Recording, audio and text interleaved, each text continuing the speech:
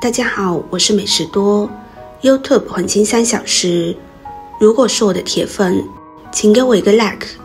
第一次看我的视频，请您静悄悄地给我一个 like。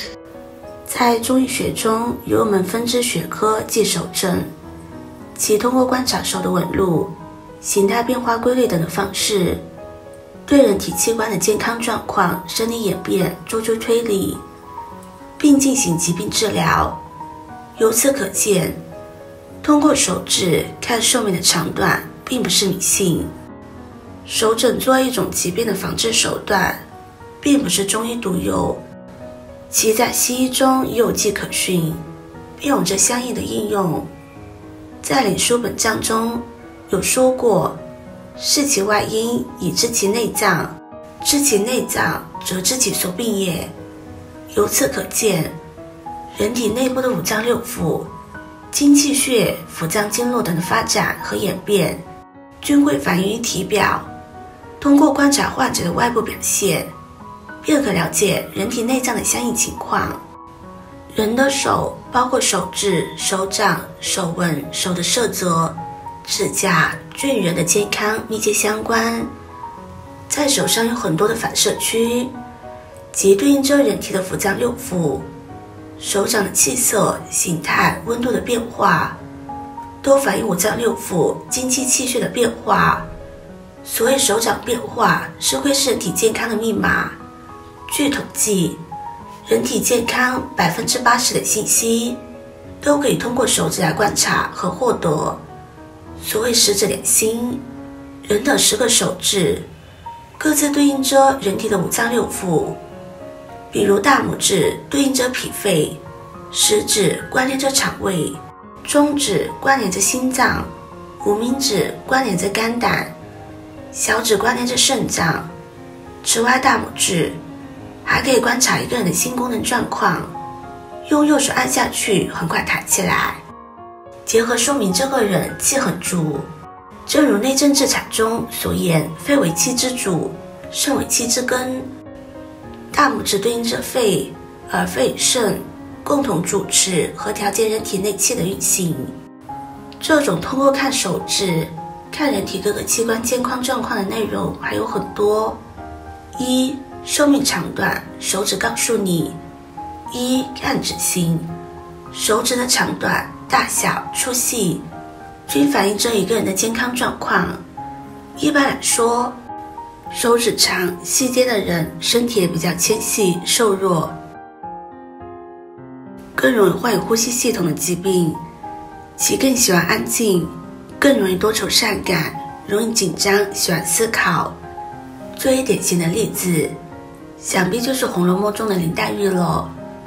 另外，手指短、粗、圆、大一般表示这个人身体健康，精力充沛，性格比较豪爽，喜欢运动，其更容易患有高血压、糖尿病、中风、脑血管疾病等。最典型的例子就是《水浒传》的鲁智深。二、看指甲。看指甲，我们主要是看指甲的半月形和指甲有无纵横纹。如果一个人手指上无半月形，或者是只有大拇指上才有，能说明此人的循环功能差，体内寒气重，气血不足。反之，若半月形过大过多，则可说明此人患有甲亢和高血压等疾病。如果指甲上有竖纹，则说明此人睡眠不好，可能患有失眠症、神经衰弱等。如果竖纹很深，则可说明其免疫功能较差，长期的睡眠不好，并处于神经衰弱的状态，如同伴有机体衰老。如果指甲上有横纹，则表示此人有消化系统的疾病，很容易发生腹痛、腹泻等。三、看指腹。指腹也可以用于观察人体的气血状况，不管是小孩还是大人，其手指的饱满程度决定反映着他的健康状况。四、看指色，摸手温。通常手指的血色以及手的温度也可以看出这个人的气血状况。如果手指粉红，手纹四季温暖，则可以说明此人的气血充足良好。如果手指发白或者是偏红，手心温度过冷或者是过热，均可说明此人的气血不足或不好。手指红的人很容易疲劳，且手指越红越容易淤血。手指红的发黑，表明这个人大脑动脉硬化之外，指甲形状发生异样暗示着什么？指甲月压的变化，月压是指甲的根，反映人体气血状况。月压大小，月压大小不超过大拇指指甲的1/5。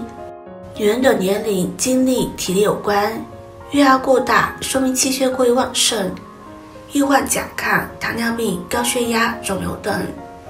月压数量，40岁以下正常的人有6到8个月牙，平均年龄每增加10岁，手指的月牙就会从小指开始减少，而且是成对减少。60岁以上一般只有拇指有月牙，颜色正常的月牙颜色是奶白色的，表示这类人精力强壮，体质好，身心健康。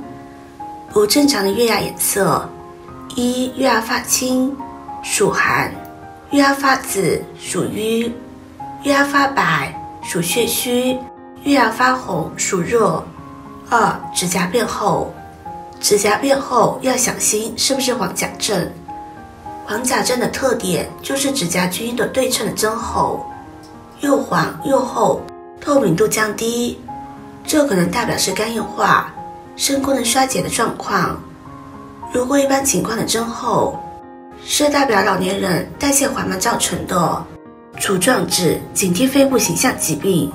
杵状指的特点是手指的第一个关节肿大，指甲盖也会突出增大，呈拱形凸起。治测方法是把2个食指的指甲靠在一起，看看是否有个零星的空隙，如果没有，那就是杵状手指。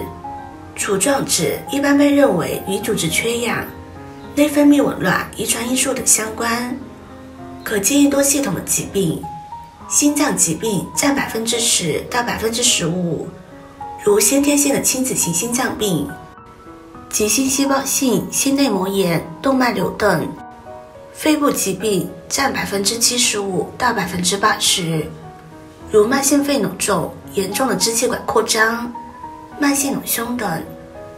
尤其需要注意的是，杵状指可能是肺癌的早期症状。4. 特里甲，警惕肝脏疾病。肝病患者，尤其是肝硬化患者，往往会存在特里甲，同时还可能会出现蜘蛛痣、肝脏脖子变粗等的现象。